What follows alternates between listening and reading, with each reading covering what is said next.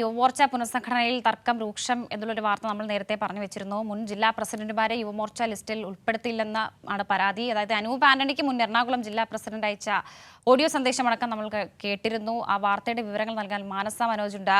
മാനസ, ഈ യുവമോർച്ച പുനഃസംഘടനയിൽ വീണ്ടും ഈ തർക്കം രൂക്ഷമാണ്. അതായത് യൂണിറ്റ് തലത്തിൽ പ്രവർത്തിച്ച തന്നെ പോലെയുള്ള നേതാക്കന്മാരെയൊക്കെ വെട്ടിനിരത്തുന്നു എന്നുള്ളതാണ് ഈ നേതാവിന്റെ പരാതി. എന്താണ് വിവരങ്ങൾ? അത് തന്നെയാണ് വർഷ. പുനഃസംഘടനയുമായി ബന്ധപ്പെട്ടുള്ള തർക്കം ഇതുവരെ തീർന്നില്ല എന്നുള്ളതാണ് ഏറ്റവും ഒടുവിൽ ഇപ്പോൾ വന്നിരിക്കുന്നത്.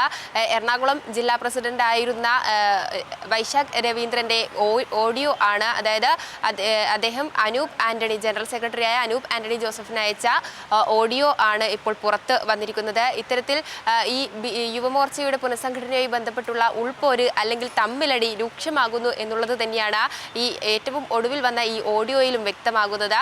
നേരത്തെ വർഷ സൂചിപ്പിച്ചതുപോലെ തന്നെ ഈ കെ സുരേന്ദ്ര പക്ഷത്തെ പ്രധാനപ്പെട്ട സ്ഥാനങ്ങളൊന്നും കൊടുക്കാതെ തന്നെ അവഗണിക്കുന്ന അല്ലെങ്കിൽ ഒഴിവാക്കുന്ന ഒരു രീതി തന്നെയായിരുന്നു ഉണ്ടായിരുന്നത്.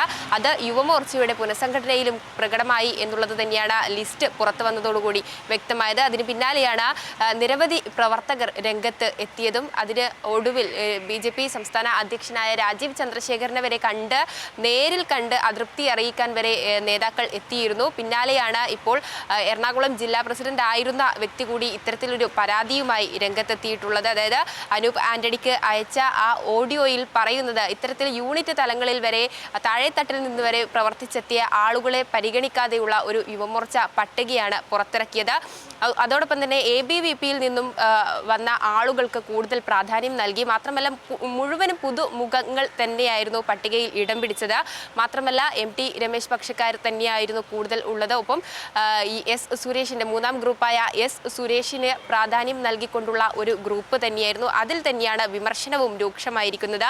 ഇത്തരത്തിൽ S സുരേഷ് ഈ പ്രവർത്തനത്തിൽ വന്നിട്ട് കുറച്ച് നാളുകൾ മാത്രമാണ് ആയിട്ടുള്ളത്. അദ്ദേഹത്തിന് പ്രാധാന്യം നൽകിക്കൊണ്ടുള്ള ഒരു യുവമോർച്ച സംഘടനാ ഗ്രൂപ്പാണ് ഉണ്ടാക്കിയിരിക്കുന്നത്. അത് രാജീവ് ചന്ദ്രശേഖരൻ എന്തായാലും താഴെത്തട്ടിൽ നിന്ന് പാർട്ടിയിൽ പണിയെടുത്തവന് സ്ഥാനങ്ങളില്ലേ എന്നൊരു വലിയ ചോദ്യം അവശേഷിക്കുന്നുണ്ട്. ഇതിന്റെ മാനദണ്ഡം മനസ്സിലാകുന്നില്ല എന്നുള്ള ചില വിമർശനങ്ങളൊക്കെ യുവമോർച്ച നേതാക്കൾ ഉന്നയിക്കുന്നുണ്ട്.